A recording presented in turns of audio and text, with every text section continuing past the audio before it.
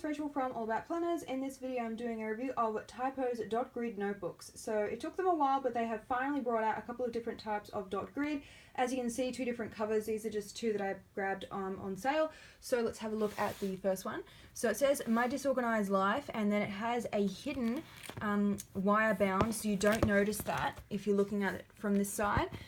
Which is quite different because normally they have that showing and then you've got like a cardstock cover. So I actually like that it's hidden. I think it looks nicer. I really like the cover, quite thin as you saw then, and then really like this like leopard dot print and lots of dot grid pages. One thing that I will say I think is quite a con though, the dots, as you can probably see, they're kind of oddly printed. So it's quite close together up the top there and it's right on the edge of the page, and then down the bottom there's a gap. So I don't know if I just randomly got a misprint or if that's why it was on sale, but either way I will just be ignoring that top row when I go to use it. So not much else to say about it other than it's dot grid. There is no page numbers, there's no index or contents page or a future log or anything like that. It's just a simple dot grid notebook that, as you can see, lays completely flat, which is one of the main reasons that I wanted it. Cannot stand sewn bound notebooks that don't lay flat, so absolutely love this. Wire binding, and there's plenty of pages in there, and for $5 figured you can't go wrong. It's only about, I'd say, a centimeter thick, and as you can see the retail price normally is $15, but I got it on sale for $5. So that was a good bargain. And then I saw this one and I was like, yep, gotta have it. I'm not sure who was doing the price gunning that day at Typo, but they were clearly short a few brain cells because they stuck it on the front.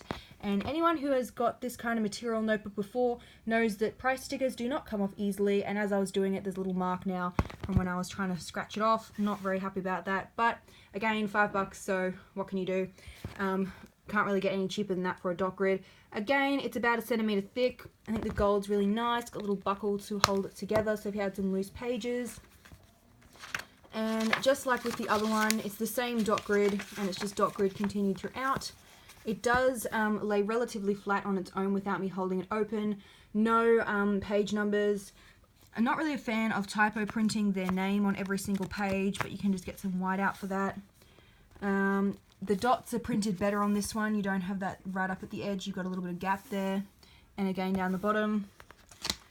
So that's about it for this one. There's not really much else to say. It's got a little buckle at the back, and as you can see, this one retailed for $17. Would I pay $17? Well, given the price of some of the other dot grid notebooks that I find online, and especially if I have to buy them from the US, I probably actually would. And this I feel like is more prone to laying flat than most of the other sewn bound, maybe because it's got the cover with a bit of weight to hold the pages down. But I'd have to say this one is my favorite with the binding. Just a bit unfortunate about the misprinting with the dots up there. So on the whole, $5, would I recommend it? Yes, definitely. If you're Australian, you know how hard it is to find dot grid notebooks. Would recommend. I will be doing a pen test. I'll include that in the description box below if you wanted to see the results of that with ghosting and bleed through, etc.